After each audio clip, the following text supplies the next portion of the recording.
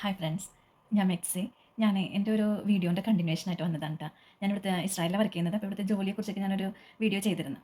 അപ്പോൾ അതിൽ ഞാൻ പറഞ്ഞിരുന്നു, ഞാൻ യുദ്ധത്തെക്കുറിച്ച് സംസാരിക്കാമെന്ന്. അതായത് 2023 ഒക്ടോബറിൽ നടന്ന യുദ്ധത്തെക്കുറിച്ച് ഞാൻ സംസാരിക്കാമെന്ന് പറഞ്ഞിട്ടുണ്ടായിരുന്നു. അപ്പോൾ ആ ഡീറ്റെയിൽസ് പറയാൻ വേണ്ടിയിട്ടായിരുന്നു ഞാൻ വീഡിയോ ചെയ്യുന്നത് കേട്ടോ. അപ്പോൾ നമുക്ക് വീഡിയോയിലേക്ക് കിടക്കാം. അതായത് ഇവിടെ ഞാൻ പറഞ്ഞായിരുന്നല്ലോ, എപ്പോഴും നമുക്ക് ആ ബോർഡറിൽ താമസിച്ചുകൊണ്ടിരുന്നു. അപ്പോൾ എപ്പോഴും നമുക്ക് അവിടെ യുദ്ധം ഉണ്ടാവുമായിരുന്നു. അപ്പോൾ ഓരോ സമയത്തും യുദ്ധം നടക്കുമ്പോൾ നമ്മൾ ഫോണിൽ നമ്മൾ അലാം ഓൺ ചെയ്ത് വയ്ക്കും. അതായത് നമ്മുടെ ആ ഒരു ഏരിയയിലേക്ക് മിസൈൽ വരികയാണെങ്കിൽ നമ്മുടെ ഫോണിൽ അലാം അടിക്കും. അപ്പോൾ ഓരോ യുദ്ധം കഴിയുമ്പോഴും അത് ഓൾ ലൊക്കേഷനായിട്ട് സെലക്ട് ചെയ്തിടും. കാരണം എന്ന് വെച്ച് കഴിഞ്ഞാൽ അപ്പോൾ യുദ്ധം സ്റ്റാർട്ട് ചെയ്യുന്നത് ചിലപ്പോൾ നമ്മുടെ അവിടെ ആയിരിക്കണം എന്നില്ല ആദ്യം മിസൈൽ വരുന്നത്. അപ്പോൾ അതറിയാൻ വേണ്ടിയിട്ട് നമ്മൾ ഓൾ സെലക്ട് ചെയ്ത് വെക്കുമായിരുന്നു. അപ്പോൾ അങ്ങനെ അതിക്ക് മുന്നത്തെ യുദ്ധം കഴിഞ്ഞ് നമ്മൾ അങ്ങനെ ചെയ്ത് വെച്ച് പിന്നെ കുറച്ച് നാളുകളായിട്ട് നമുക്ക് യുദ്ധമൊന്നും ഉണ്ടായിരുന്നില്ല. അപ്പോൾ ഈ ഒക്ടോബർ 6-ാം തീയതി ഇവരുടെ ഒരു ഫെസ്റ്റിവൽ ആയിരുന്നു. അപ്പോൾ ആ ഫെസ്റ്റിവൽ കഴിഞ്ഞ് പിന്നെ ഫ്രൈഡേയ്സിൽ നോർമലി ഇവർ ഫാമിലി ആയിട്ട് എല്ലാവരും കൂടെ ഒരുമിച്ച് ഫുഡൊക്കെ കഴിക്കും. പിന്നെ സാറ്റർഡേ ഇവർക്ക് ഒഴിവാണ്, ശബാത്ത് എന്ന് പറയും. അതായത് നമ്മുടെ ബൈബിളിലൊക്കെ പറയുന്നില്ലേ, 6 ദിവസം ദൈവം സൃഷ്ടികർമ്മം നടത്തി 7-ാം ദിവസം വിശ്രമിച്ചു എന്ന്. ആ ഒരു വിശ്രമ ദിവസമാണ് ഇവർക്ക് ഈ ശബാത്ത് എന്ന് പറയുന്നത്. അപ്പോൾ അങ്ങനെ നമ്മളപ്പോൾ ശബാത്ത് ആകുമ്പോൾ നോർമലി എല്ലാവരും ലേറ്റ് ആയിട്ടൊക്കെ എഴുന്നേൽക്കുകയൊക്കെ ചെയ്യുള്ളൂ. നമ്മുടെ ഫ്രീ ഡേ ആണല്ലോ, അതുകൊണ്ട് ജസ്റ്റ് എല്ലാവരും റിലാക്സ് ചെയ്ത് ലേറ്റ് ആയിട്ടൊക്കെ എല്ലാവരും കിടക്കുന്ന എല്ലാവരും റിലാക്സ് ചെയ്ത് ഉറങ്ങുന്ന ഒരു ഡേ ആണ്. അപ്പോൾ നമ്മൾ രാവിലെ ഒരു 6:29 ആയപ്പോൾ എൻ്റെ ഫോണിൽ അലാം അടിച്ചു, മിസൈൽ പറഞ്ഞതിൻ്റെ അലാം അടിച്ചു. അപ്പോൾ ഞാൻ എഴുന്നേറ്റ് നോക്കി. അപ്പോൾ നോർമലി ഞാൻ പറഞ്ഞല്ലോ, നമ്മൾ ലാസ്റ്റ് യുദ്ധത്തിൽ നമ്മൾ ലൊക്കേഷൻ മാറ്റി, പിന്നെ യുദ്ധം കഴിഞ്ഞ് കഴിയുമ്പോൾ ലൊക്കേഷൻ മാറ്റിയിട്ട് ഓളെ സെലക്ട് ചെയ്ത് കൊടുക്കുന്നു. അപ്പോൾ ഞാൻ അങ്ങനെ ഓളെ സെലക്ട് ചെയ്ത് കൊടുത്തപ്പോൾ നഹ്ലോസ് എന്ന് പറഞ്ഞിട്ട് ഒരു സ്ഥലത്താണ് ഫസ്റ്റ് മിസൈൽ വന്നതിൻ്റെ ഒരു അലാം നമുക്ക് വന്നത് ഫോണിൽ. അപ്പോൾ എനിക്ക് മനസ്സിലായി യുദ്ധം സ്റ്റാർട്ട് ചെയ്തു. നോർമലി എല്ലാ പ്രാവശ്യത്തെയും പോലത്തെ ഒരു യുദ്ധം എന്ന് വിചാരിച്ചിട്ട് ഞാൻ എൻ്റെ ഫോണിൽ ഞങ്ങളുടെ ലൊക്കേഷൻ സെലക്ട് ചെയ്ത് കൊടുത്തു. അപ്പോൾ അത് കൊടുത്തു കഴിഞ്ഞിട്ട് തുടരെയായിട്ട് പിന്നെയും എന്താണ് നമുക്ക് മെസ്സേജുകൾ മീൻസ് കാണാൻ പറ്റും. നമ്മുടെ റിങ് ചെയ്യില്ല എന്നുള്ളൂ, ഫോൺ അലാം അടിക്കില്ല. പക്ഷെ നമ്മൾ ആപ്പിൽ നോക്കിയാൽ എവിടെയൊക്കെ മിസൈൽ വരുന്നത് അറിയാൻ പറ്റും. അപ്പോൾ അങ്ങനെ തുടരെ ഇങ്ങനെ ഇത് നമ്മളിങ്ങനെ കാണുന്നുണ്ട്, സ്ക്രീനിൽ കാണും ഇങ്ങനെ വരുന്നതൊക്കെ. അപ്പോൾ ഞാൻ ജസ്റ്റ് അതിങ്ങനെ എടുത്ത് നോക്കി. അപ്പോൾ എല്ലാവരും റിലാക്സ് ചെയ്ത് ഉറങ്ങുന്ന സമയമാണ്. അപ്പോൾ എൻ്റെ ഒരു ഫ്രണ്ട് അവളെപ്പോഴും 6:30 നടക്കാൻ പോകും. അപ്പോൾ ഞാൻ അവളെ വിളിച്ചിട്ട് പറഞ്ഞായിരുന്നു, എന്തോ പ്രോബ്ലം ഉണ്ട്, പുറത്തിറങ്ങണ്ട കേട്ടോ എന്ന് പറഞ്ഞപ്പോൾ അവൾ പറഞ്ഞു, ഇല്ലേച്ച് ഞാൻ പോകുന്നില്ല എന്ന് പറഞ്ഞു. അപ്പോൾ നമ്മൾ നോർമലി വിചാരിക്കുന്നത് ഒരു യുദ്ധം സ്റ്റാർട്ട് ചെയ്ത ഒരു പ്രശ്നം എന്ന് വിചാരിച്ചിട്ടാണ് അവളുടെ അടുത്ത് ഞാൻ പറഞ്ഞത് യുദ്ധമാണ് എന്നുള്ള രീതിയിൽ പറഞ്ഞു. അപ്പോൾ അത് കഴിഞ്ഞ് അപ്പോൾ നമ്മൾ നമ്മുടെ സേഫ്റ്റി റൂമിന് ഒരു അയണിൻ്റെ വിൻഡോ ഉണ്ട്. അതൊക്കെ പോയി ഒരു സ്ലൈഡിങ് വിൻഡോയാണ്. അതൊക്കെ പോയിട്ട് നമ്മളതൊക്കെ അടച്ചു. എൻ്റെ റൂമിലത്തെയും എനിക്കൊരു സേഫ്റ്റി റൂം ഉണ്ടായിരുന്നു ആ വീട്ടിൽ. പിന്നെ ഞാൻ നോക്കണം അമ്മച്ചിക്ക് ഒരു സേഫ്റ്റി റൂം ഉണ്ട്. അപ്പോൾ അവിടെ പോയിട്ട് ഞാൻ വിൻഡോ എല്ലാം ക്ലോസ് ചെയ്ത് ഒരു ഗ്ലാസ് വിൻഡോയും എല്ലാം ഉണ്ട്, അതെല്ലാം അടച്ചിട്ട് ഞാൻ തിരിച്ചു പോന്നു. അപ്പോൾ അന്നേരം ഒരു 6:45 കഴിഞ്ഞു. അത് കഴിഞ്ഞ് ഇത്തിരി കഴിഞ്ഞപ്പോഴേക്കും ഭയങ്കരമായിട്ട് സൗണ്ട് കേൾക്കുന്നുണ്ട്. എന്തോ ഇങ്ങനെ പടപടാന്ന് പറഞ്ഞിട്ടൊരു സൗണ്ട്, എന്താ പറയുക, അതൊരു വല്ലാത്തൊരു സൗണ്ട്. അപ്പം എൻ്റെ മനസ്സിൽ ഞാൻ വിചാരിക്കുന്നത് ഒത്തിരി മിസൈൽ അവിടെ ഇവിടെയൊക്കെ പോകും, വീഴൊക്കെ ചെയ്യണോ, ഇത് നമുക്ക് ഫോണിൽ മെസ്സേജുകൾ വരുന്നുണ്ട്. അപ്പം അങ്ങനെ എന്തോ പോയിട്ട് എവിടെയോ ലൈൻ കമ്പിയിൽ മുട്ടിയിട്ട് ഇങ്ങനെ എന്താ പറയുക, അത് കത്തില്ലേ അങ്ങനെ. അപ്പം ഇങ്ങനെ ലൈൻ കമ്പിയെ കത്തുമ്പോൾ ഉണ്ടാവുന്ന ഒരു സൗണ്ടിൽ ഒരു ഭയങ്കര പൊട്ടിത്തെറിച്ച് ഇതാവുന്ന ഒരു സൗണ്ട്, അങ്ങനത്തെ ഒരു സൗണ്ടായിട്ടാണ് എനിക്ക് തോന്നിയത്. ഞാൻ ഈ എന്താണ് നമ്മൾ ഈ സിനിമയിലൊക്കെ ടിഷും എന്നുള്ള വെടിവെച്ചകൾ മാത്രം കേട്ടിട്ടുള്ളൂ. ഞാൻ നേരിട്ടൊരു വെടിവെച്ച പോലും കേട്ടിട്ടില്ല. അപ്പോൾ എനിക്കറിയില്ല. അപ്പോൾ എൻ്റെ അമ്മച്ചിയുടെ മോൻ എനിക്ക് മെസ്സേജ് ഇട്ടു, എന്താണ് എന്തോ പ്രോബ്ലം ഉണ്ട്, പുറത്തൊന്നും ഇറങ്ങരുത്, അവിടെ ഇരുന്നോ, ആ കേൾക്കുന്നത് ഷൂട്ടിംഗ് സൗണ്ടാണെന്ന് പറഞ്ഞു. അപ്പോൾ ഞാൻ ചോദിച്ചു, ഷൂട്ടിംഗ് സൗണ്ടോ എന്ന് പറഞ്ഞപ്പോൾ അതെ, മീൻസ് യുദ്ധമാണ്. യുദ്ധം എന്ന് വെച്ച് കഴിഞ്ഞാൽ മേളിൽ മാത്രമല്ല, നമ്മുടെ സ്ഥലത്തേക്ക് ആളുകൾ കയറിയിട്ടുണ്ട്, പുറത്തിറങ്ങിയോ വിൻഡോസ് ഓപ്പൺ ചെയ്യോ AC ഇടുകയോ TV വെക്കുകയോ ഒന്നും ചെയ്യരുതെന്ന് പറഞ്ഞു. അപ്പോൾ ആ വെടിവെച്ച് കേൾക്കുന്നത് ഞങ്ങളുടെ കിബൂട്ട്സിൻ്റെ ഒരു റെസ്റ്റ് ഏരിയ എന്ന് പറഞ്ഞിട്ടൊരു സ്ഥലം ഉണ്ടായിരുന്നു. അവിടെ ഒരു മ്യൂസിക് പാർട്ടി നടക്കുന്നുണ്ടായിരുന്നു. ഇവിടുത്തെ ഇസ്രായേലിലെ യങ്സ്റ്റേഴ്സ് എല്ലാവരും കൂടെ കൂട്ടിയിട്ട് നൈറ്റ്, അതായത് വെള്ളിയാഴ്ച രാത്രി തുടങ്ങിയ മ്യൂസിക് പാർട്ടിയാണ്. അപ്പോൾ പിറ്റേ ദിവസം രാവിലെ അത് കഴിയേണ്ടതാണ്, ഒരു 8 മണിയാകുമ്പോഴേക്ക് കഴിയേണ്ടതാണ്. അപ്പോൾ ഈ 6:30 കഴിഞ്ഞപ്പോൾ തുടങ്ങിയിട്ട് അങ്ങോട്ടേക്ക് പാരാഗ്ലൈഡിങ് വഴി ആളുകൾ ഇറങ്ങി വന്നിട്ട് അവരെ വെടിവെച്ചിടുകയും അവരെ കൊന്ന് കത്തിച്ച് അങ്ങനെയൊക്കെ കളയണതിൻ്റെ ഒച്ചയാണ് കേൾക്കുന്നത് ഞങ്ങളുടെ തൊട്ടടുത്ത് ഞങ്ങളും. അപ്പോൾ നമുക്ക് ഈ ഒച്ച കേട്ടിട്ട് എന്താണെന്ന് മനസ്സിലാവുന്നില്ല. അപ്പോൾ ഇത് സൗണ്ട് കൂടി ശരിക്കും നമ്മുടെ ഈ അയൺ വിൻഡോയിലേക്ക് ഈ എന്താ പറയുക, ബുള്ളറ്റ് വന്ന് വീഴുന്ന പോലത്തെ ഒരു സൗണ്ടാണ് നമുക്ക് കേട്ടുകൊണ്ടിരിക്കുന്നത്. നമ്മൾ ശരിക്കും പേടിച്ചു പോയി ശരിക്കും. അപ്പോൾ നമ്മൾ നോക്കുന്നതാണെങ്കിൽ ഒരു നോർമൽ മീൻസ് അവരെ ഡിമെൻഷ്യ എന്ന് പറയുന്നത് അവർ നോർമൽ ആയിരിക്കില്ലല്ലോ അവരുടെ മൈൻഡ്. അപ്പോൾ അവരോട് നമ്മൾ പറഞ്ഞു പുറത്തിറങ്ങാൻ പറ്റില്ല, നമ്മൾ ഒരുമിച്ച് ഒരു റൂമിൽ ഇരിക്കണം എന്ന് പറഞ്ഞപ്പോൾ അമ്മച്ചിക്ക് ഇഷ്ടപ്പെട്ടില്ല. അപ്പോൾ അമ്മച്ചി പറഞ്ഞു, നീ എന്തൊക്കെയാണ് പറയുന്നത്, ഇവിടെ ഒന്നും അങ്ങനെ സംഭവിക്കില്ല, ഒരിക്കലും അങ്ങനെ തീവ്രവാദികൾ ഇങ്ങോട്ട് വരില്ല. അപ്പോൾ തീവ്രവാദി എന്നുള്ളതിൻ്റെ ഹീബ്രു വാക്ക് പോലും എനിക്കറിയില്ല. എൻ്റെ അമ്മച്ചിക്കാണെങ്കിൽ ഇംഗ്ലീഷ് അറിയില്ലായിരുന്നു. അപ്പോൾ ഞാൻ അമ്മച്ചിയുടെ മോന് മെസ്സേജ് ഇട്ട് ചോദിച്ചു, എന്തെന്നാ പറയണേന്ന് വെച്ച്. അതായത് അമ്മച്ചിക്ക് പറഞ്ഞിട്ട് മനസ്സിലാവുന്നില്ല, ആളുകൾ കയറിയെന്ന് മാത്രമാണ് ഞാൻ പറയുന്നുള്ളൂ. അപ്പോൾ അമ്മച്ചി ഏതാൾ കയറി എന്നൊക്കെ ചോദിക്കുക. അപ്പോൾ ഞാൻ പറഞ്ഞു, ഇവിടെ ടെററിസ്റ്റ് എന്ന് പറഞ്ഞിട്ട് ഞാനിങ്ങനെ ഇംഗ്ലീഷിൽ പറഞ്ഞു. അപ്പോൾ അമ്മച്ചിക്ക് അത് മനസ്സിലാവുന്നില്ല. അപ്പോൾ ഞാൻ പിന്നെ അമ്മച്ചിയുടെ മോന് മെസ്സേജ് ഇട്ടിട്ട് ചോദിച്ചു, എന്താണ് ഇങ്ങനെ ഈ വാക്ക് എന്താണെന്ന് ചോദിച്ചപ്പോൾ ആ മനുഷ്യൻ എനിക്ക് പറഞ്ഞു തന്നു മെഹബ്ലിം എന്ന്. അപ്പോൾ അത്രയും നാൾ നമ്മൾ ഒരു യുദ്ധത്തെക്കുറിച്ച് സംസാരിക്കുമ്പോൾ മിൽഹമ എന്ന് പറഞ്ഞിട്ട്, അതായത് യുദ്ധം എന്ന് മാത്രം സംസാരിച്ചുകൊണ്ടിരുന്ന ആ ഒരു വാക്ക് മാത്രമാണ് ഒരു 3-4 വർഷമായിട്ട് നമ്മൾ പറഞ്ഞുകൊണ്ടിരുന്നത്. അതിൻ്റെ ഇടയിലേക്ക് പുതിയൊരു വാക്കുകൂടെ മെഹബ്ലിം, അതായത് ടെററിസ്റ്റുകൾ. അങ്ങനെ നമ്മൾ പുതിയൊരു വാക്കും പഠിച്ച് അപ്പം നമ്മൾ അമ്മച്ചിയുടെ അടുത്ത് പറഞ്ഞപ്പോൾ അമ്മച്ചി അത് വിശ്വസിച്ചൊന്നുമില്ല. പിന്നെ ആൾക്കിതൊന്നും മനസ്സിലാവാത്തതുകൊണ്ട് ആൾ ഉറങ്ങിയായിരുന്നു. അപ്പോഴേക്കും ഭയങ്കര സൗണ്ടും ഞങ്ങളുടെ വീടിൻ്റെയൊക്കെ ജസ്റ്റ് ഓപ്പോസിറ്റുള്ള റോയിൽ അവിടെ ആരുടെയൊക്കെയോ കരച്ചിൽ കേൾക്കുന്നു, ഭയങ്കര ഒച്ചയൊക്കെ കേൾക്കുന്നുണ്ടായിരുന്നു. അപ്പോൾ ഞങ്ങളൊരു 5 മലയാളികളുണ്ടായിരുന്നു അവിടെ. അപ്പോൾ ഞങ്ങൾ പരസ്പരം മെസ്സേജ് ഇടുക മാത്രമേ ചെയ്യുന്നത്. അവർക്ക് സംസാരിക്കാൻ, എനിക്ക് സംസാരിക്കാൻ പറ്റുന്നില്ല. അവർ വോയിസ് ഇട്ടാൽ പോലും ഞാൻ ടൈപ്പ് ചെയ്താൽ മെസ്സേജ് അയച്ചുകൊണ്ടിരുന്നത്. കാരണം എൻ്റെ അമ്മച്ചി കിടന്ന് ഉറങ്ങുമായിരുന്നു. അമ്മച്ചിയുടെ റൂമിൽ ഒരു കട്ടിലിൻ്റെ ഒരു ചെറിയ ഗ്യാപ്പ് ഉണ്ട്. ആ കട്ടിൽ കഴിഞ്ഞിട്ട് ഒരു ഇത്തിരി ഗ്യാപ്പ്. അവിടെ ഞാൻ താഴേൽ ഒളിച്ചിരിക്കുമായിരുന്നു. എന്നിട്ട് ഞാൻ വരുന്ന മെസ്സേജുകൾക്കൊക്കെ ഞാൻ ടൈപ്പ് ചെയ്ത് ഇങ്ങനെ അയച്ചുകൊണ്ട് പയ്യെ വോയിസ് ഇട്ടും അങ്ങനെയൊക്കെ കൊടുത്തുകൊണ്ടിരുന്നേച്ച്. അപ്പോൾ ഈ കരച്ചിലും ബഹളമൊക്കെ കേട്ടിട്ട് ഞങ്ങൾക്ക് പേടിയായി. അപ്പോൾ ഞങ്ങൾ നോർമലി നമ്മുടെ സേഫ്റ്റി റൂമിൻ്റെ ഡോറ് നമ്മൾ സാധാരണ രീതിയിലാണ് അടച്ചു വെച്ചിരുന്നത്. അപ്പോൾ അമ്മച്ചിയുടെ മോൻ എനിക്കൊരു ഫോട്ടോ ഇട്ട് തന്നിട്ട് പറഞ്ഞു അതിൻ്റെ ഹാൻഡിൽ തിരിച്ച് ഇത് ഭിത്തിയോട് ലോക്കാക്കി വെക്കാൻ പറഞ്ഞു. എന്നിട്ട് പിന്നെ ഞങ്ങൾ അങ്ങനെ ലോക്കാക്കി വെച്ചിട്ട് അങ്ങനെ ഇരുന്നു. അപ്പോൾ ഞങ്ങളുടെ ഡോറിൽ ആരൊക്കെയോ മുട്ടുന്നു, എന്തൊക്കെയോ ഒച്ച കേൾക്കുന്നു. അങ്ങനെ ഭയങ്കര ശരിക്കും പേടിച്ച് ഞങ്ങൾ. ഒക്ടോബർ 7 എന്ന് പറയുന്നത് ഒരു എന്താ പറയുക, ഒരു പേടി സ്വപ്നം പോലെയാണ് ഇപ്പോഴും അത് ആലോചിക്കുമ്പോൾ നമുക്ക് തോന്നുന്നത്. എന്നിട്ട് അപ്പോൾ എൻ്റെ ഫ്രണ്ട്സൊക്കെ ആണെങ്കിലും അവർ ഒരാൾ ഒറ്റയ്ക്കായിരുന്നു ഒരു വീട്ടിൽ. അവർ 2 മലയാളികൾ ഒരുമിച്ച് ജോലി ചെയ്തുകൊണ്ടിരുന്നത്. അതിൽ ഒരാൾ ഡ്യൂട്ടി വീട്ടിലായിരുന്നു. അപ്പോൾ ആ വീടിന് അവർ തീ വെച്ചു എന്ന് പറഞ്ഞേ. തീ വെച്ചിട്ട് ഈ സേഫ്റ്റി റൂമിന് മാത്രം ഒന്നും സംഭവിച്ചില്ല. എന്നിട്ട് അതിൻ്റെ വിൻഡോയിലൂടെയാണ് അവർ പുറത്തെടുത്തതെന്നൊക്കെ പറഞ്ഞിട്ട് അവിടെ വർക്ക് ചെയ്യണ മലയാളി ചേച്ചി ഈ എൻ്റെ ഫ്രണ്ടിൻ്റെ അടുത്ത് വിളിച്ച് പറഞ്ഞു. അപ്പോൾ അവളും ഒറ്റയ്ക്ക് ഒരു വീട്ടിൽ പേടിച്ചിരിക്കുകയാണ്. അവർക്ക് ഒരു ഔട്ട് ഹൗസ് പോലെ വേറൊരു വീട്ടിലാണ് അവർ ജോലി ചെയ്യുന്നത്. അത് ഞങ്ങളുടെ വീടിൻ്റെ അടുത്തായിരുന്നു. അവരവിടെ പേടിച്ചിരിക്കുന്നത്. ഞാൻ എൻ്റെ വീട്ടിൽ ഇങ്ങനെ ഇരിക്കുന്നത്, പിന്നെ എൻ്റെ വേറെ 2 ഫ്രണ്ട്സ്. അപ്പോൾ ഒരാളെ കോൺടാക്ട് ചെയ്യാൻ നോക്കിയിട്ട് അവർ യാതൊരു ഇതുമില്ല. അവരുടെ ഫാമിലിയൊക്കെ ഞങ്ങളെ വിളിച്ചുകൊണ്ടിരിക്കുക, ഞങ്ങൾക്ക് മെസ്സേജ് ഇടണോ, ഞങ്ങൾ വിളിക്കണേ, അതായത് ആ കൊച്ചിനെ വിളിച്ചിട്ട് കിട്ടുന്നില്ല, അവൾക്ക് എന്ത് സംഭവിച്ചു എന്ന് വെച്ചിട്ട് നമുക്ക് പുറം ലോകത്ത് എന്താ നടക്കണമെന്നൊന്നും അറിയില്ല. ആ ഒരു റൂമിലിരിക്കുക, നമ്മൾ പേടിച്ചിട്ടുണ്ട്. ഭയങ്കര സൗണ്ടും ഒക്കെ ആയിട്ട്. അപ്പോൾ ഇതൊക്കെ ഒരു 9 മണിയായിട്ടുള്ളൂ. 6:45 തുടങ്ങി 9 മണിയായപ്പോഴേക്കും നമ്മുടെ ജീവൻ പോണ അവസ്ഥ വരെ ആയി. പേടിച്ചരണ്ട് നമ്മളാകെ അതിൻ്റെ ഉള്ളിലിരിക്കുകയാണ്. ഒന്ന് ടോയ്ലറ്റ് പോകാൻ പോലും നമുക്ക് പുറത്തോട്ട് ഇറങ്ങാൻ പറ്റില്ല. അത്രയ്ക്ക് നമ്മൾ പേടിച്ച് അങ്ങനെ ഇരിക്കുക. പുറത്ത് കൂടെ ആരൊക്കെ ഓടുന്നു, വെടിവെച്ച് കേൾക്കുന്നു, കരച്ചിൽ കേൾക്കുന്നു, അങ്ങനെയൊക്കെ ആയിട്ട് നമ്മളിങ്ങനെ പേടിച്ച് അരണ്ട് അതിൻ്റെ ഉള്ളിലിങ്ങനെ ഇരിക്കുക നമ്മൾ. അതിനിടയ്ക്ക് ഈ അമ്മച്ചിക്ക് ടി വി വെച്ചിട്ട് എന്താ നടക്കണമെന്ന് കാണണമെന്ന് പറയും. ഇടയ്ക്ക് എഴുന്നേറ്റിട്ട് പിന്നെ എ സി ഇടണമെന്ന് പറയും. അങ്ങനെയൊക്കെ പറയുമ്പോൾ നമ്മൾ അവരോട് പറഞ്ഞവർക്ക് മനസ്സിലാവില്ല.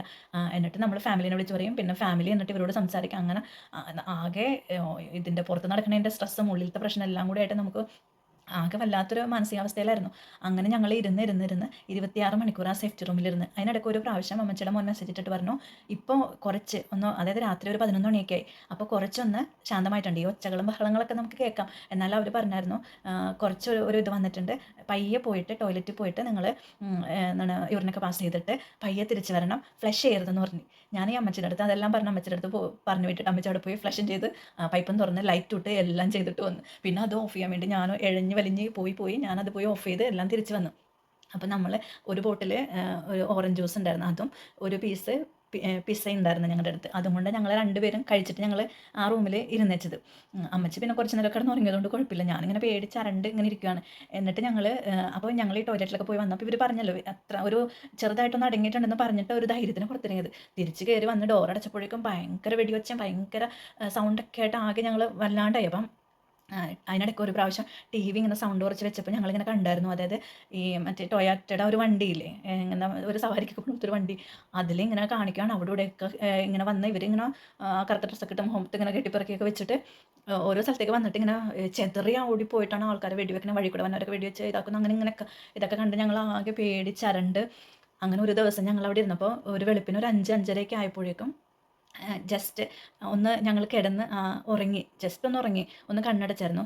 എന്നിട്ട് ഞങ്ങൾ ഒരു 7 മണിയൊക്കെ ആയപ്പോഴേക്കും ഫോൺ സൈലൻ്റ് ആക്കി വെച്ചു. അമ്മച്ചി ഉറങ്ങണോണ്ട് ഞാൻ ഫോൺ സൈലൻ്റ് ആക്കി വെച്ചിരുന്നത്. അത് കഴിഞ്ഞ് ഒരു 7 മണിയൊക്കെ ആയപ്പോൾ തുടങ്ങിയിട്ട് എല്ലാവരും കിടന്ന് വിളിക്കുന്നുണ്ട്. അപ്പോൾ മീൻസ് ഞങ്ങളെക്കുറിച്ച് ഒരു അറിവുമില്ല. ബാക്കി എല്ലാവരും ഫാമിലികളൊക്കെ അങ്ങോട്ടും ഇങ്ങോട്ടും കണക്ട് ചെയ്ത് ഇവരൊക്കെ സംസാരിക്കുന്നുണ്ട്. ഞങ്ങൾ ആ കുറച്ച് സമയത്തേക്ക് ഞങ്ങളുടെ ഫോൺ അടിക്കണതൊന്നും ഞങ്ങൾ കേട്ടില്ല. ഞങ്ങൾ ശാന്തമായിട്ട് അവിടെ കിടന്ന് ഒരു 2-3 മണിക്കൂർ ഉറങ്ങിയായിരുന്നു. അപ്പോൾ ആ ഉറങ്ങിക്കഴിഞ്ഞ് എഴുന്നേറ്റ് കഴിഞ്ഞപ്പോൾ ഫോൺ എടുത്തപ്പോൾ തന്നെ അമ്മച്ചി, ഞാൻ ഇങ്ങനെ വെറുതെ ഫോൺ എടുത്ത് നോക്കിയപ്പോൾ 10-25 മിസ് കോൾ കിടക്കണേ. അപ്പോൾ ഞാൻ ഫോൺ എടുത്തിട്ട് അവരെ വിളിച്ചപ്പോഴേക്ക് നിങ്ങൾക്ക് എന്താ പറ്റിയെന്ന് ചോദിച്ചിട്ട് ഒരു ഒറ്റ ഒച്ചയായിരുന്നു. അപ്പോൾ ഞങ്ങൾ പറഞ്ഞു ഞങ്ങൾ സേഫാണ്, ജസ്റ്റ് ഒന്ന് മയങ്ങിപ്പോയതാണെന്ന് പറഞ്ഞു. അപ്പോൾ മനുഷ്യൻ ഓക്കെ, നിങ്ങൾക്കൊന്നും പറ്റിയില്ലെങ്കിൽ ഞങ്ങൾക്ക് സമാധാനമാണ്, ഇത്തിരി നേരം നിങ്ങൾക്ക് ഉറങ്ങാൻ പറ്റില്ല, സന്തോഷം എന്നൊക്കെ പറഞ്ഞിട്ട് ഞങ്ങളങ്ങനെ. എന്നിട്ട് അത് കഴിഞ്ഞപ്പോഴേക്കും അവർ പറഞ്ഞ് അതായത് ശരിക്കും ഈ സമയത്തൊക്കെ ഞങ്ങളുടെ കിബൂട്സിൽ തന്നെയുള്ള ഒരു 6-7 പേര് ഇവരുടെ റിസർവിസ്റ്റ് എന്ന് പറയും, ഇവരുടെ ട്രെയിൻഡ് ആയിട്ടുള്ള ആളുകളുണ്ടാവും എല്ലാ ലൊക്കാലിറ്റിയിൽ. ഇവരെന്ന് വെച്ച് കഴിഞ്ഞാൽ ഒരു 18 വയസ്സ് തുടങ്ങിയിട്ട് ഇവർ മിലിറ്ററി നിർബന്ധിത മിലിറ്ററി സർവീസ് ഉണ്ടല്ലോ ഇവർക്ക് 18 തുടങ്ങി 21 വയസ്സ് വരെ ആണുങ്ങൾക്കും പെൺപിള്ളേർക്ക് 2 വർഷം, ആണുങ്ങൾക്ക് 3 വർഷം. അപ്പോൾ ഇവരെല്ലാവരും ട്രെയിൻഡാണ്. പിന്നെന്ന് വെച്ച് കഴിഞ്ഞാൽ ഇവർക്ക് ആ ഒരു സർവീസ് എങ്ങനെ മീൻസ് മിലിറ്ററിയിൽ എന്തെങ്കിലും ഒരു ആവശ്യങ്ങൾ വരുമ്പോൾ ഇവർ വോളണ്ടറി സർവീസുകൾ ചെയ്യുന്നവരാണ്. അപ്പോൾ അങ്ങനെ ട്രെയിൻഡ് ആയിട്ടുള്ള ഒരു 6 പേര് നിന്ന് ഇവരോട് ഫൈറ്റ് ചെയ്തായിരുന്നു. ഫൈറ്റ് ചെയ്ത് പിന്നെ പട്ടാളക്കാർ വന്നു. പക്ഷേ പട്ടാളക്കാർ വന്നിട്ടും അതായത് ആ മ്യൂസിക് പാർട്ടി നടന്നില്ലേ അങ്ങോട്ടേക്കും എല്ലാം ഇവർക്ക് സ്പ്ലിറ്റ് ചെയ്ത് പോയിട്ട് എല്ലായിടത്തും അതായത് ഞങ്ങളുടെ ചുറ്റുമുള്ള കുറേ ഗ്രാമങ്ങളിൽ ഇത് തന്നെ ഒറ്റ സമയത്ത് സംഭവിച്ചുകൊണ്ടിരിക്കുക. അപ്പോൾ ഈ ഒരു ഫോഴ്സിന് വരണതിന് ഒരു പരിധി ഉണ്ടല്ലോ. അവർ വന്നവരൊക്കെ വഴിക്ക് വെച്ച് ഇവർ കൊല്ലുന്നു അങ്ങനെ ഇങ്ങനെയൊക്കെ ആയിട്ട് ഭയങ്കര ഒരു അവസ്ഥയായിരുന്നു. എന്നിട്ട് ഞങ്ങളുടെ തൊട്ടപ്പുറത്തുള്ള ഗ്രാമത്തിൽ 105 വീട് കത്തിച്ചായിരുന്നു അവർ. അത്രയും തന്നെ ആളുകളെയും അവർ കത്തിച്ച് വന്നായിരുന്നു. വീടെ പാടെ അല്ലാതെ വീട് വെച്ചും പിടിച്ചുകൊണ്ട് പോയും കുറേ പേരൊക്കെ പിടിച്ചുകൊണ്ടും പോയായിരുന്നു കേട്ടോ. അപ്പോൾ എൻ്റെ ഈ അമ്മച്ചി എന്ന് പറഞ്ഞില്ലേ, അമ്മച്ചിയുടെ പേരക്കിടാവിനെ കല്യാണം കഴിച്ച് കൊടുത്തേക്കണ അപ്പുറത്തെ ഗ്രാമത്തിലാണ്. ആ പേരക്കിടാവിൻ്റെ അമ്മായിയപ്പനെയും അവരെ വീട് പാടെ തന്നെ കത്തിച്ച് കൊന്നായിരുന്നു. അങ്ങനത്തെ ഭയങ്കര ഒരു അവസ്ഥയായിരുന്നു അന്ന്. പിന്നെ കുഞ്ഞുങ്ങളെയൊക്കെ ഓവനിൽ വെച്ച് കൊന്ന് അങ്ങനെയൊക്കെ ഭീകരത എന്ന് പറഞ്ഞാൽ ഭയങ്കര ഭീകരതയായിരുന്നു. അതിനകത്തേക്കൊന്നും എനിക്ക് കടക്കാൻ താല്പര്യമില്ല. അങ്ങനെ ഭയങ്കര ഇതൊക്കെയായി. ഞങ്ങൾ എന്നിട്ട് പിറ്റേന്ന് ദിവസം അപ്പോൾ ഞങ്ങളുടെ കിബൂട്ട്സിൽ നിന്ന് 5 പേരെ പിടിച്ചുകൊണ്ട് പോയായിരുന്നു. അപ്പോൾ കൃഷിപ്പണിക്ക് വന്നേക്കണ 2 തായ്ലൻഡ് ചെക്കന്മാരുണ്ട്. ആ പയ്യന്മാരെ അവിടെ ഇട്ട് കൊന്നുകളഞ്ഞായിരുന്നു. 4 പേരെ പിടിച്ചുകൊണ്ട് പോയി. പിന്നെ ഒരു ഇവിടുത്തെ നാട്ടുകാരനായിട്ടുള്ള ഒരു കൊച്ചിനെ, ഒരു 17 വയസ്സായ ഒരു കൊച്ചിനെ, അങ്ങനെ 5 പേരെ ഞങ്ങളുടെ സ്ഥലത്ത് നിന്ന് പിടിച്ചുകൊണ്ട് പോയായിരുന്നു. അപ്പോൾ ഇതൊക്കെ നടക്കുന്നത് ഞങ്ങളുടെ വീടിൻ്റെയൊക്കെ ജസ്റ്റ് ഒരു 100 മീറ്റർ അപ്പുറം എന്ന് പറഞ്ഞ പോലെയാണ്. അപ്പോൾ ഇതെല്ലാം നമ്മൾക്കിത് കേൾക്കാം. അപ്പോൾ നമ്മൾ അന്നേരം വിചാരിക്കുന്നത് ദൈവമേ ജീവിക്കാൻ വേണ്ടിയിട്ട് ഒരു നാട്ടിൽ വന്നിട്ട് നമ്മൾ ഇവിടെ കിടന്ന് മരിച്ചു പോകുമോ എന്നൊക്കെ വിചാരിച്ചിട്ട് പേടിയോ എന്താ പറയുക എന്തൊക്കെയോ വല്ലാത്തൊരു മാനസികാവസ്ഥയിലായിരുന്നു. എന്നിട്ട് ഇതെല്ലാം കഴിഞ്ഞ് പിറ്റേ ദിവസം രാവിലെ നമ്മളോട് ഫാമിലി പറഞ്ഞു ഒരുവിധം ഇത് അടങ്ങിയിട്ടുണ്ട് പ്രശ്നങ്ങൾ. അപ്പം നമ്മളിവിടുന്ന് വെക്കേറ്റ് ചെയ്ത് പോവുകയാണ്. കാരണം വെച്ച് കഴിഞ്ഞാൽ ഇതൊന്നും ഈ അടുത്തൊന്നും തീരത്തില്ല. എത്ര ദിവസം കൊണ്ട് എവിടെയൊക്കെ കയറിയിട്ട് ആളുകൾ ഒളിച്ചിരിക്കേണ്ടെന്ന് അറിയില്ല. കാരണം ഇവരിങ്ങനെ വെള്ളത്തിൽ ഇങ്ങനെ ഇത് സോപ്പിട്ട പോലത്തെ ഇങ്ങനെ പൊട്ടിത്തെറിച്ച് പോയ പോലെ ഈ വണ്ടിക്ക് വന്നിറങ്ങിയവർ എങ്ങോട്ടൊക്കെ പോയി ഒളിച്ചിരിക്കേണ്ടെന്നൊന്നും ആർക്കും അറിയില്ല. അപ്പം ഞങ്ങളുടെ ഫ്രണ്ടിലത്തെ റോയിൽ 3 പേര് അവർ കൊന്നായിരുന്നു. മറ്റേ ഒരു ചെറിയ കോടാലി പോലത്തെ ഒരു സാധനമില്ല, അത് വെച്ചിട്ട് വെട്ടിയൊക്കെയാണ് കൊന്നത്. അപ്പോൾ അതൊക്കെ വെച്ചിട്ട് നമുക്കറിയില്ല ഇവരെവിടെ കയറി ഒളിച്ചിരിക്കുന്നുണ്ടോ. ഒന്നാമത്തെ ഈ കുഞ്ഞു വീടുകളും പിന്നെ നിറയെ ഇങ്ങനെ ചെടികളും അങ്ങനെ ഇങ്ങനെയൊക്കെ ആയിട്ട് എവിടെ വേണമെങ്കിലും ഒളിച്ചിരിക്കാൻ പറ്റണ ഇതുണ്ട്. കാടും അങ്ങനെയൊക്കെ ആയിട്ടൊക്കെ ഫുള്ള് പച്ചപ്പും കാടൊക്കെ ആയിട്ട് അങ്ങനെ ഒഴിഞ്ഞ വീടുകളുണ്ട്. അങ്ങനെയൊക്കെ ഇതാണ്. പിന്നെ ഇവിടുത്തെ വിൻഡോസ് എന്നൊക്കെ പറഞ്ഞാൽ നമ്മുടെ പോലെ അവിടുത്തെ കമ്പി അങ്ങനെയൊന്നുമല്ല, ഗ്ലാസ്സാണ്. അതിൽ നെറ്റ് ഉണ്ടാവും. ആ നെറ്റൊക്കെ അവരിങ്ങനെ നമ്മൾ അങ്ങോട്ട് കീറിയിട്ടാണ് ഇവർ അകത്ത് കയറണത്. അപ്പോൾ എവിടെയൊക്കെ കയറിയിരിക്കുന്നുണ്ടെന്ന് അറിയില്ല. അതുകൊണ്ട് നമ്മൾ ഇവിടെ നിന്ന് രക്ഷപ്പെട്ട് പോകണം എന്ന് പറഞ്ഞ് എന്നിട്ട് ഞങ്ങളോട് പറഞ്ഞ് ഒരു ബാഗ് റെഡിയാക്കി വെച്ചോ എന്ന് പറഞ്ഞിട്ട് ഞങ്ങൾ ബാഗ് റെഡിയാക്കി ഞങ്ങൾ വെയിറ്റ് ചെയ്തിരുന്നിട്ട് ഞങ്ങളടുത്ത് 10 മണിക്ക് ഇറങ്ങണം എന്ന് പറഞ്ഞു. പക്ഷേ 10 മണിയായപ്പോഴേക്കും വീണ്ടും ഭയങ്കര പ്രശ്നമായി. എവിടെ നിന്നൊക്കെയോ പിന്നെ വെടി വെച്ച് ഭയങ്കര പ്രശ്നങ്ങളൊക്കെ ഇട്ട് പിന്നെ ഞങ്ങളോട് അതായത് നമ്മുടെ സ്ഥലത്ത് നിന്ന് പുറത്തിറങ്ങിയാൽ മാത്രം പോരാ, റോഡിലേക്ക് പോയിട്ട് റോഡ് ക്രോസ് ചെയ്ത് ഒരു 10-15 കിലോമീറ്റർ അപ്പുറത്തേക്ക് ഇവരെ എത്തിപ്പെടാത്തൊരു സ്ഥലത്തേക്ക് എത്തിയാലാണ് പിന്നെ അവിടെ നിന്ന് നമുക്ക് പോകാൻ പറ്റുള്ളൂ. അപ്പോൾ വഴി എങ്ങനെയാണെന്ന് അറിയില്ല. വഴിയിൽ ആരെങ്കിലും എവിടെയെങ്കിലുമൊക്കെ ഉണ്ടോ ഇല്ലയോ എന്നൊന്നും നമുക്കറിയില്ല. അങ്ങനത്തെ ഒരു സിറ്റുവേഷൻ ആയിരുന്നത്. അപ്പോൾ ഞങ്ങൾ എന്നിട്ട് ഒരു കണക്കിന് ഒരു 11:30 കഴിഞ്ഞപ്പോഴേക്കും ഞങ്ങൾ അവിടെ നിന്ന് പോയി. പിന്നെ ഞങ്ങളൊരു 4 മണിക്കൂർ ട്രാവൽ ചെയ്തിട്ട് അതായത് ഇസ്രായേലിൽ തന്നെ വേറൊരു സ്ഥലത്ത് അവിടെ ഒരു ഹോട്ടലായിരുന്നു നമുക്ക് സ്റ്റേ കിട്ടിയത്. ആ ഹോട്ടലിൽ നമ്മൾ എത്തിപ്പെട്ട് അവിടെ നമ്മളൊരു 2 മാസത്തോളം താമസിച്ചായിരുന്നു. ഡിസംബർക്ക് വരെ നമ്മൾ അവിടെ താമസിച്ച് എന്നിട്ട് അപ്പോൾ ഈ ഹോട്ടലിൽ ചെന്നിട്ട് ഒരാഴ്ച കഴിഞ്ഞിട്ടുള്ള കാര്യങ്ങൾ മാത്രമൊക്കെ ഓർമ്മയുള്ളൂ. അവിടെ ചെന്നത് വെളിവില്ലാത്ത പോലെയാണ് നമ്മളവിടെ ചെല്ലുന്നത്. നമ്മൾ അതായത് ജീവിച്ചിരിപ്പുണ്ടോ മരിച്ചോ എന്നും അറിയാത്തൊരവസ്ഥ എന്ന് പറഞ്ഞ പോലെ അവിടെ ചെല്ലുന്നത്. ആദ്യത്തെ ഒരാഴ്ച എന്ത് സംഭവിച്ചെന്നൊന്നും അറിയില്ല.